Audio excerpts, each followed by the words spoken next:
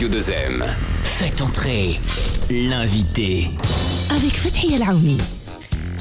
Bonjour, bienvenue à vous dans ce nouveau numéro de Faites entrer l'invité. Aujourd'hui, gros plan sur des arnaques qui touchent des millions de personnes dans le monde et des dizaines de milliers chez nous. La migration économique, elle est de plus en plus importante.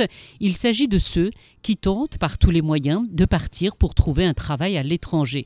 Et beaucoup se font avoir. Ce lundi, nous allons vous parler d'une campagne pour sensibiliser les travailleurs sur les risques de fraude dans les recrutements vers l'étranger. Ils sont des centaines de millions dans le monde à migrer pour des raisons économiques, nous le savons, mais attention, il y a énormément d'arnaques, de fausses sociétés qui vous proposeront de faire vos papiers pour une certaine somme d'argent, de fausses sociétés qui vous promettront un emploi avec contrat de travail, vous allez les payer, mais au final, vous n'aurez rien. Certains au Maroc utilisent même frauduleusement le logo de l'ANAPEC pour arriver à leur fin. Et en cette période estivale, ils sont encore plus nombreux. Une campagne importante est lancée pour vous informer et vous protéger de ces pratiques. Elle est lancée par l'OIM, l'Agence des Nations Unies pour les migrations, en partenariat avec le ministère de l'Inclusion économique, de la petite entreprise, de l'emploi et des compétences. Cette campagne porte le nom Kun Helabel. Avec nous, Laura Palatini, la chef de mission de l'OIM au Maroc. Bonjour. Bonjour et merci beaucoup pour l'invitation. Merci à vous d'y avoir répondu. Alors, c'est une campagne importante, je le disais, essentielle, parce que beaucoup se font arnaquer, il n'y a pas d'autre mot. J'aimerais que l'on puisse détailler et expliquer très clairement à nos auditeurs pour que tout le monde comprenne bien. De qui parle-t-on ? Merci beaucoup pour la question et je crois que c'est très important de mettre un peu les chiffres dans parce que on parle de, selon les Nations Unies, de 281 millions de migrants internationaux dans le monde et parmi, il y a 169 millions que sont des travailleuses et travailleurs migrants. Et ça constitue presque 100% de la main-d'œuvre mondiale. Donc, on parle vraiment de beaucoup de personnes qui quittent leur pays pour chercher un travail à l'étranger. Et si je peux maintenant entrer un peu dans la campagne Kun Helabel, que vous avez déjà parlé, c'est une campagne qui a été lancée en décembre 2021 à l'occasion de la Semaine du Migrant ici au Maroc et sera déployée jusqu'à octobre 2022. Les deux objectifs principaux, comme vous l'avez dit, c'est d'informer les travailleuses et les travailleurs marocains sur les risques de fraude et des pratiques non éthiques et non équitables lors des recrutements vers l'étranger, mais aussi de sensibiliser les acteurs publics et privés impliqués dans les recrutements internationaux. C'est très important, sur l'importance du respect des normes internationales pour garantir la protection des travailleurs.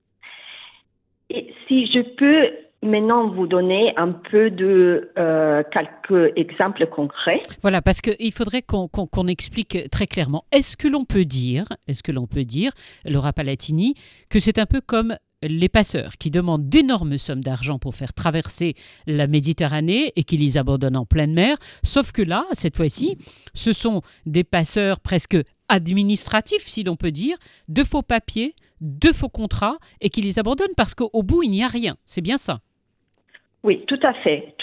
Il y a, comme exemple très concret, il y a de fausses offres d'emploi. Par exemple, c'est vraiment facile aujourd'hui de créer une fausse offre d'emploi avec la technologie actuelle et de la faire circulaire sur Internet pour attirer les personnes qui cherchent de l'emploi et exploiter leur espoir de trouver un emploi à l'étranger. Et, comme vous l'avez dit, en demandant de l'argent et pour exploiter aussi les données personnelles. Il y a aussi le faux contrat. Et ça, c'est utilisé pour les convaincre d'envoyer de l'argent normalement. Donc, de faux recruteurs ou faux employeurs peuvent montrer des contrats très avantageux, très, très bien, mais peut-être aussi avec les noms déjà écrits sous-dessus, mais ne sont pas réels. L'autre chose très importante à souligner, ce sont les frais qui sont toujours injustifiés. Selon les normes internationales, et ça c'est doit être très, très clair, c'est l'employeur qui paye tous les frais et s'engage un travailleur venant de notre pays. Tous les autres frais sont injustifiés. Par exemple, attendez, c'est très important ce que vous dites. Ça veut dire que, parce qu'on va essayer de donner des conseils aujourd'hui pour protéger tous les Marocains qui nous écoutent. Ça veut dire que si une société, justement, qui propose un emploi, on va dire au Canada ou dans un pays européen, et qui dit il y a tant de frais pour partir, qu'ils comprennent que c'est faux, parce que l'employeur, vous nous dites, c'est lui qui prend en charge en temps normal tous ses frais. Donc, il ne devrait pas payer ça. Absolument, c'est ça, absolument, c'est correct. Et comme vous avez déjà mentionné, il y a aussi les fraudes à l'autorité.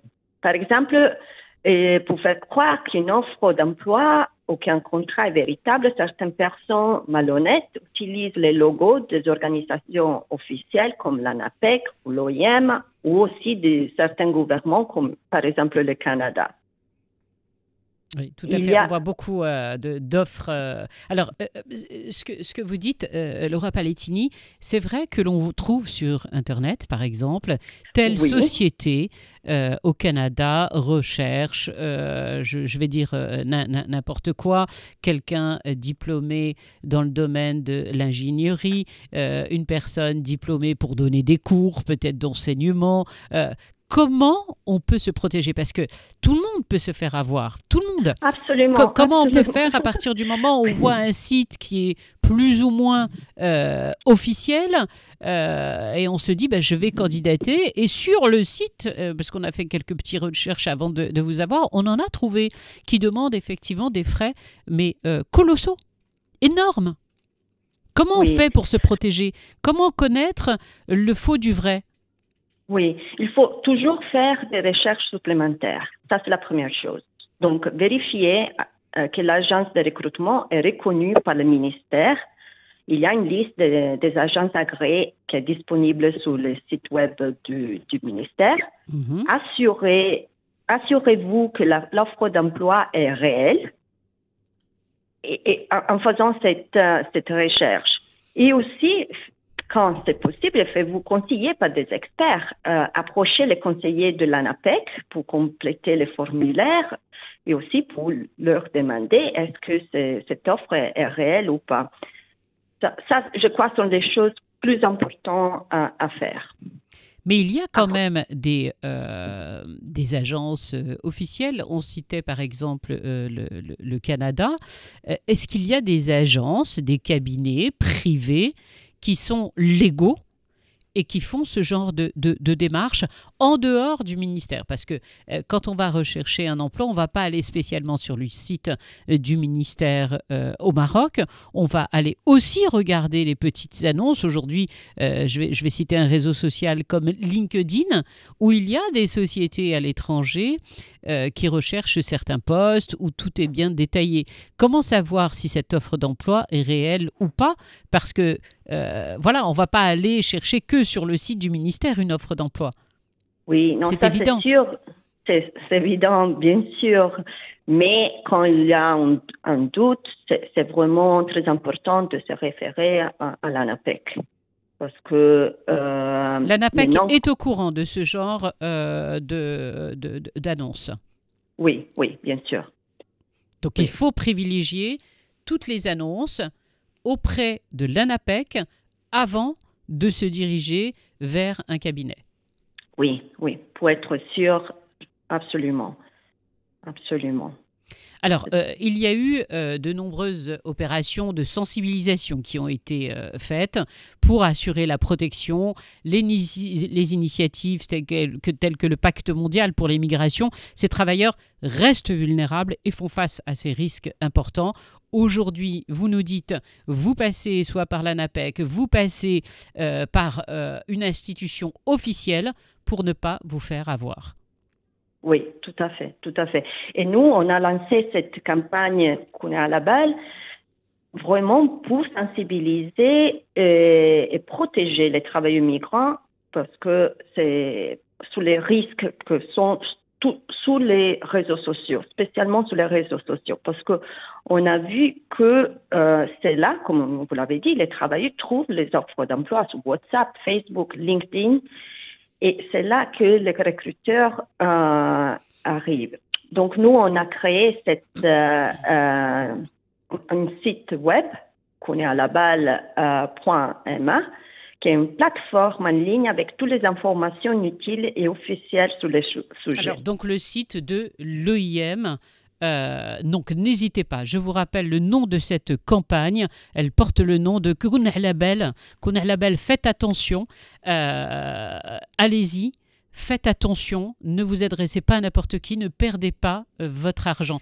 Je vous rappelle ces chiffres, 281 millions de migrants internationaux dans le monde, 169 millions sont des travailleurs migrants, ce qui représente quand même près de 5% de la population active mondiale. Donc avant de postuler, avant de payer quoi que ce soit à des cabinets qui sont des cabinets fictifs, même si vous voyez de belles enseignes, même si vous voyez des logos, même avant de vous inscrire sur des sites internet qui vous proposent des emplois, ne payez pas le moindre dirham, parce que quelquefois vous allez payer toutes les démarches alors qu'elles sont prises en charge par l'employeur. Si vous voyez une annonce, vérifiez auprès, comme le disait la chef de mission de l'OIM au Maroc, Laura Palettini, vérifiez que cette annonce est bien sur le site de l'ANAPEC, vérifiez bien auprès du ministère et puis le site de l'OIM qui vous met en garde